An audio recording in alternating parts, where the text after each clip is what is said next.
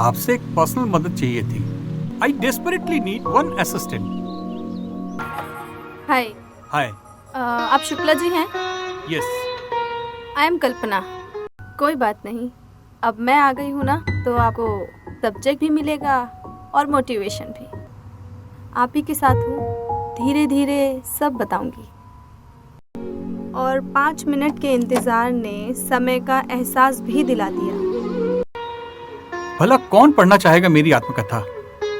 एक साधारण सी जिंदगी। जब एक साधारण सी कहानी को असाधारण तरीके से बताई जाए तो वो कहानी असाधारण हो जाती है।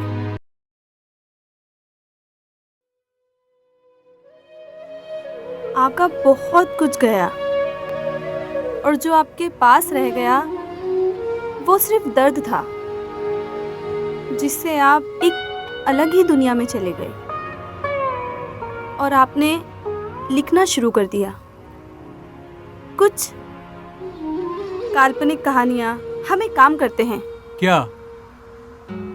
हम हर घटना की एंडिंग को चेंज कर डालते हैं, बदल डालते हैं कि आपके दोस्त ने आपको धोखा नहीं दिया, आपने उसको धोखा दिया। आपकी मोहब्बत ने आपको नहीं ठुकराया, बल्कि आपने उसको ठुकराया। पर ये कैसे? घटना भी वही रहेगी, परिणाम भी वही रहेगा, सिर्फ कारण बदलेगा। कारण बहुत ही महत्वपूर्ण है। युद्ध का कारण ही निर्धारित करता है कि युद्ध सही था या गलत। जो घटनाएं पहले घट चुकी हैं उसका कारण बदलेंगे, और जो घटनाएं घटने वाली हैं उसका अंत बदलेंगे। तुमने मेरे सोचने को एक नया आयाम दिया है।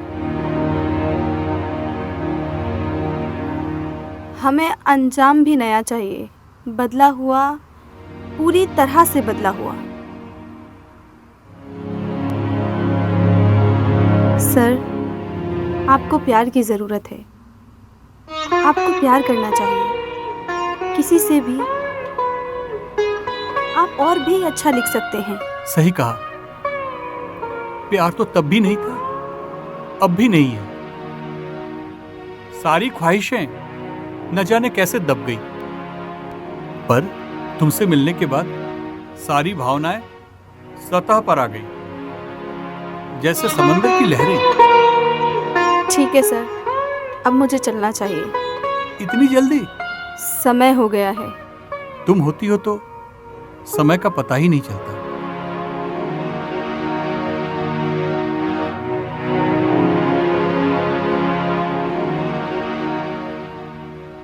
कल रात को 30 पेजेस और लिख डाले, 2 दिन में 50 पेजेस लिख डाले। 3 से ज्यादा बज गए। आज वो इतनी देर क्यों कर रही है? आज उसे अपनी दिल की बात मैं बताऊंगा ही।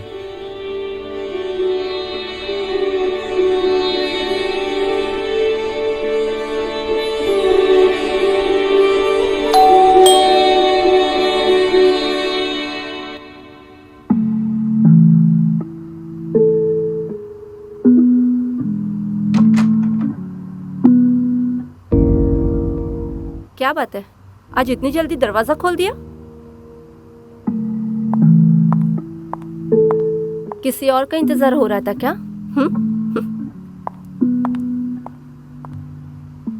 हाँ। किसका? कल्पना। कल्पना? कौन है ये कल्पना, जरा मैं भी जानूं। मेरी असिस्टेंट है। असिस्टेंट? उसकी सारी बातें मुझे बेहद अच्छी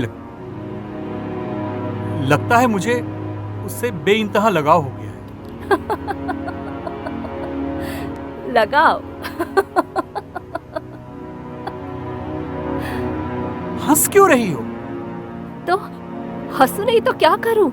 तुम सच कह रहे हो, मुझे तुम्हारी बातों पर रोना चाहिए। तुम्हारी हालत देखिए। क्यों? कल्पना वल्पना कोई नहीं है, ये तुम्हारी दिमाग की कल्पना है। मैंने आते समय वॉचमैन से बात किया। 5 दिन से ना तुम कहीं गए हो, ना ही हमारे फ्लैट पे कोई आया है।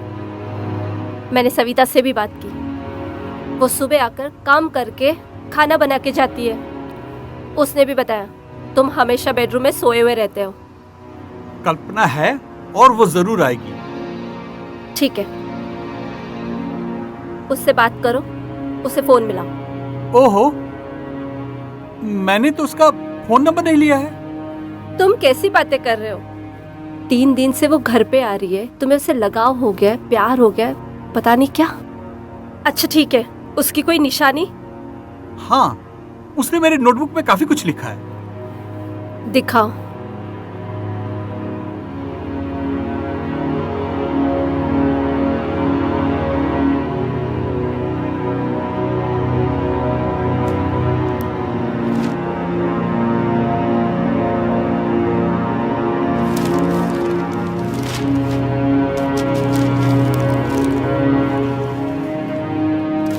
इसमें तो तुम्हारे अलावा किसी और की हैंडराइटिंग है ही नहीं।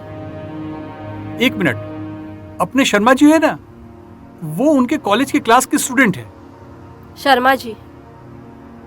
शर्मा जी को रिटायर हुए 6 महीने हो गए और वो तो भोपाल में भी सेटल हुए। और ये बात तुम्ही ने मुझे बताई थी। तुम्हें आजकल कुछ याद भी नहीं रहता। उसने मेरे लिए कॉफी भी बनाई थी। अब बंद करो ये बकवास, घर में कॉफी पाउडर है ही नहीं। काल्पनिक कहानियां बनाते बनाते काल्पनिक लोग भी बनाने लग गए। थोड़ा रियल लाइफ में आ जाओ। तुम्हें राइटिंग असिस्टेंट की नहीं, तुम्हें मेडिकल असिस्टेंट की जरूरत है। जिंदगी कहानी नहीं, सच्चाई है, और इसे दिल से नहीं, दिमाग से जी जाती है। कल्पना तुम्हारे अंदर है, बाहर नहीं।